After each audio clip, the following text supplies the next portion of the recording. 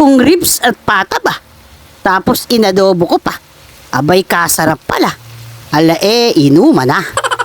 At titimplahan nga muna natin itong ating buto bago natin iadobo.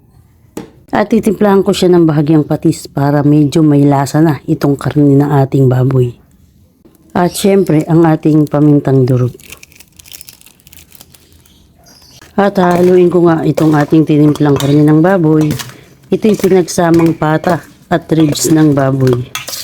Pipirituhin nga muna natin ito ng bahagya bago natin iadobo ng tuyot.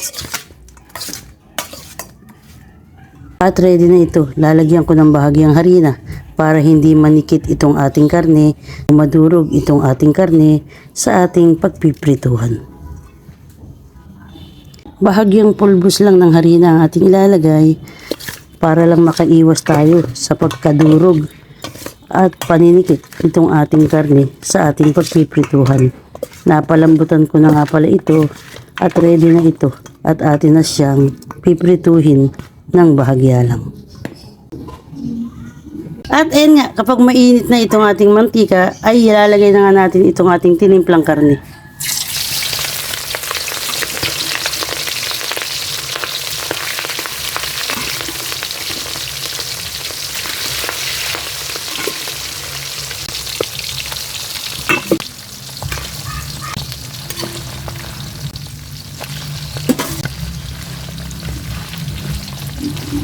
At piprituhin nga lang natin ito ng bahagya hanggang sa mamula lang.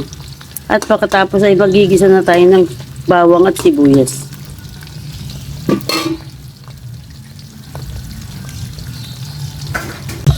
At tatakpan ko nga siya at babalikan natin maya maya.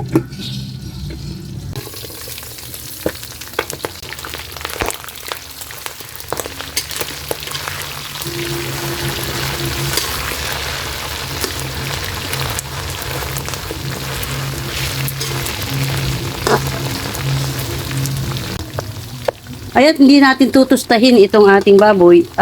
Hayaan lang natin mag golden brown. At tatakpan ko nga uli at babalikan natin ng ilang minuto. At eto, okay na ito. Hindi natin tutustahin dahil titigas ito. Gigisahin ko na nga sa bawang at sibuyas. At syempre, maraming bawang, mas masarap.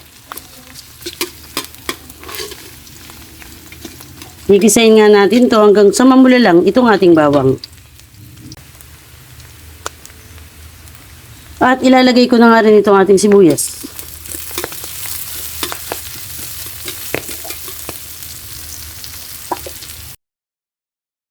Siyempre, maglalagay ako ng ilang sili na maanghang.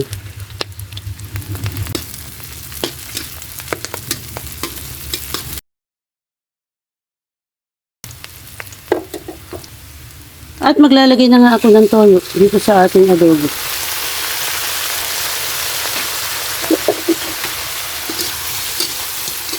At hahaluin lang natin at sangkutsaing mabuti itong ating ginisa.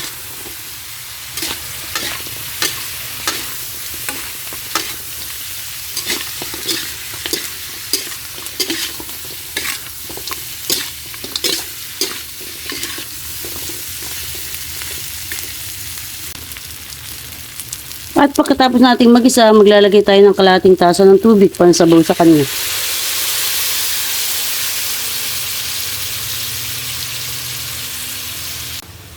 At syempre, bahagyang suka, pampaasim.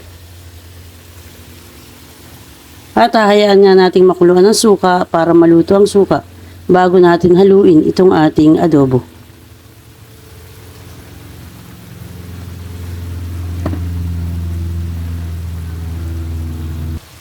At kapag nga ganito na nakuluan nga ng maayos ang suka, ay pwede na natin siyang haluin.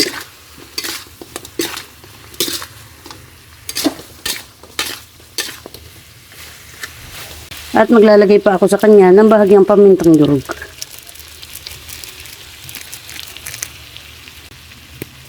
At syempre, ang dahon ng laurel. Ito yan, timplahan nyo lang sa nais nyo. At ready na yan. Luto na itong ating adobong tuyot. Ganyan nga lang kadali ang pagluluto sa napakasarap na adobo na tinuyot na, pinaanghang pa.